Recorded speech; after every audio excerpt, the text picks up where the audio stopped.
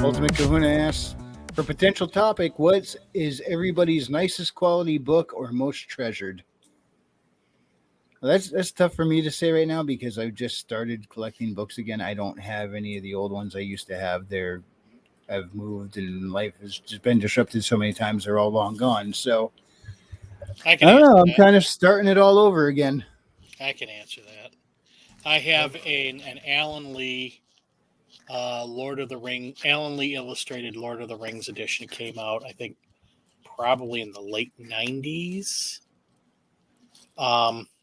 And that I'm a big fan of Alan Lee's artwork. He has this sort of, because he only does like sort of fantasy and mythological stuff, and it is one of those things that I love. That sort of, he has like this sort of whimsy and sort of almost like a dreamlike, and in some instances a nightmarish quality to it. That's my favorite book. I also have an Alan Lee illustrated Hobbit, and the newer books that are coming out, like Children of Hurin and The Fall of Gondolin, those are all illustrated by Alan Lee too. The only thing I don't have, and I don't think it'll ever come out, is an Alan Lee illustrated Silmarillion. My biggest sentimental book set is a box set of Lord of the Rings with The Hobbit, and I think it dates back into the 60s maybe. It was a box set that my dad picked up whenever he was overseas somewhere, and he ended up giving it to me in high school, I believe. It's not necessarily in the best quality, but it's how I read The Hobbit and The Lord of the Rings originally. I ended up buying a new box set because I'm thinking that's kind of fallen apart if I tried reading it again. Yeah, I think I need to go and get myself new copies of the Woods Out Back trilogy from R.A. Salvador. Seeing how the Woods Out Back is the book that inspired me to even start trying to write to begin with. It only took me over 20 years to actually do it, but hey, that's kind of where it started for me. So I probably should go pick up copies of that again because just to have them, because that is kind of a pivot point for me. I mean, isn't Wizards of the Coast planning on revising a lot of the original old school Forgotten Realms lore? Oh gosh, I hope not. That I do not know. I remember hearing about it months and months back. I'm not entirely sure if they're still planning on it. Oh wow. As Bernard says, my grandfather has 250 plus year old family Bibles that I will be inheriting when he dies. That is, Oh wow. yeah, that is something you Yeah. protect. That is incredible. Well, I guess technically it's not Wizards of the Coast. It was a TSR publication. I have books 1 and 2 of the Greyhawk series.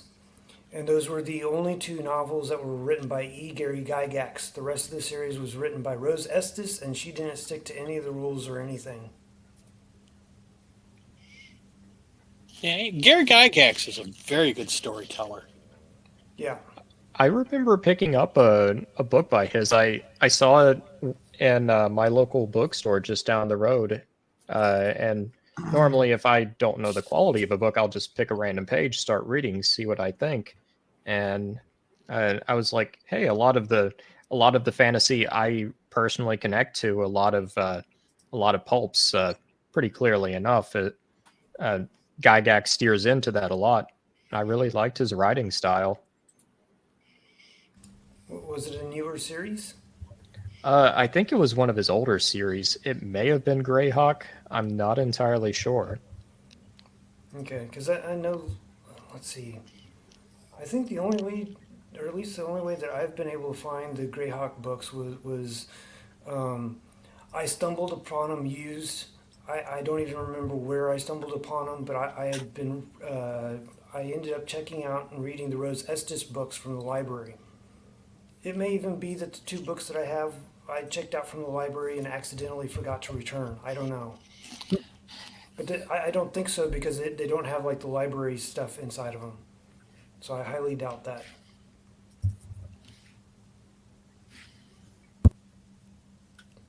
But yeah, the first couple of books were pretty good with the character. You know, I think he was a thief or something. He did some different things.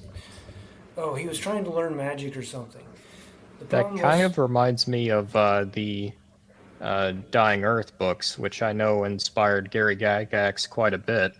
Kugel is kind of the main thief in that series, and he gets fucked over a lot, but at the same time, he's a cunning enough bastard to pull himself back out. Yeah, unfortunately, whenever it gets to book 3 and Rose Estes takes it over, he ends up casting a polymorph spell, which he's too low to even be able to read it off the scroll in order to be able to cast it. So it's like he messes it up the spell, but the thing is, you're not supposed to be able to even do that in Dungeons and Dragons. So she threw all the rules out the book, or you know. Yeah, especially if you're trying to go in the same vein as Gary Gygax, especially if he has a whole rule system that he's abiding by, to just kind of throw that in a corner and say, oh, this is the exact same as Gary Gygax. That's disingenuous. Yep. Yeah.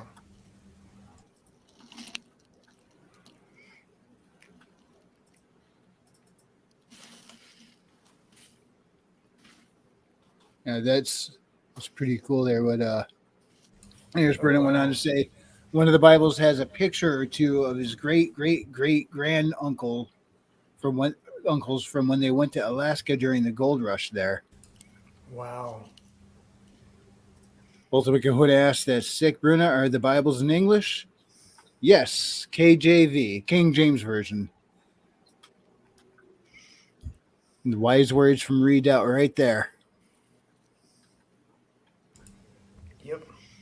I don't really, when it comes to these books, because when I buy books, I buy them as cheaply as possible. So all my history books are the cheapest print I can find.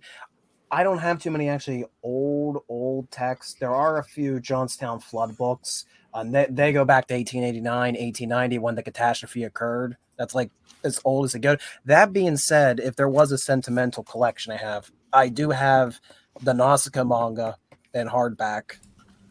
Oh, wow. And I don't.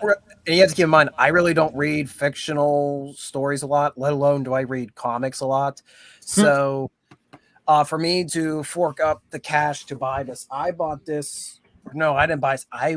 This was a birthday present, I think. So, and for my That's a hell of a parents, birthday present. yeah, for my Yeah. parents to give me a manga, because that must have been a scavenger hunt in itself, because they don't know any idea what a manga is. Yeah, when you So, don't know and you go looking yeah. for one, that becomes overwhelming real quick. Yeah. Well, with the wonders of Amazon, that helps a little bit. That's less But of anyway, an omnibus and Yeah, more of a search engines tome. are an advantage. Yeah, there's 2. It's 2 omnibuses. I forget how the actual volumes of the original manga is. And when they reprinted this, I believe it came out. It was issued in English at one point, but when they reissued it for the omnibus, they put it in its original right to left format. So I have a lot of memories of this because I would read it in high school in classes, and everybody would look at me like, what the hell is this kid doing? And there I am reading this manga, and I'm reading right to left, and nobody can figure out, why am I holding the book like this? Why am I reading like this? It's like, well, that's how it's set up. How do I want to word this? Studio Ghibli did the Nausicaa movie, and then Hayao Miyazaki wrote the manga. He wrote the manga for 2 years just so he can get funding to make it into a movie, because he had no interest in making a manga. He's like, I want to make movies, but they're like, well, you have to have a manga to make a movie. So like, fine, I'll make a manga. When he finished the movie, he kept writing the manga, and he wrote it all the way until 1992. So he worked on that for over 10 years. Wow. So this was a manga he never wanted to write, but you can see how big just the first omnibus is, how much he ended up writing. And it is Yeah. truly if you're into Miyazaki, if you're into Studio Ghibli, this is Miyazaki uncensored. There's no restrictions because it's just pen and paper. It's this is the only really like collector's set I have for like any type of like fiction books and stuff. So yeah, definitely a Nice. favorite. That's just pure dedication right there. I could kind of relate on the book he never wanted to write. Yeah. I avoided writing my book. I was looking for any way to convey the story that did not involve sitting to write a novel. Turns out the only way I was able to do it was by writing a novel. So, and now I'm doing another. What the hell? You can have scribbles like Miyazaki does in the Nazca manga, where there were periods where he didn't write for several years, and he'll just write a little scribble in the magazine, just basically cursing everybody. It's hilarious. Like, you people want more. You're making me suffer. But then you start to freak yourself out. It's like, I did this with him. I did that. I did that. What can I do that's different that steps it up without ruining everything I've established? You start to reach a point where you just like, you become mentally your own worst enemy.